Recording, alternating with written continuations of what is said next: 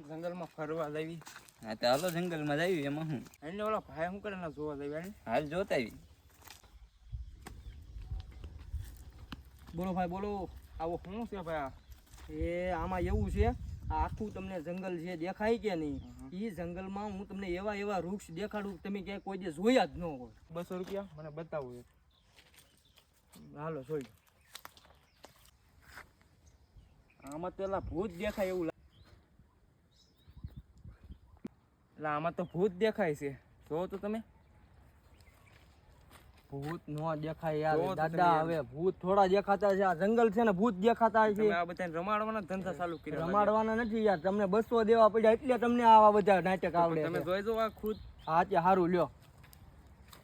કાંઈ નહીં ભાઈ, બધું વ્યવસ્થિત જ દેખાય છે. રોઈ જાઓ ફરીથી.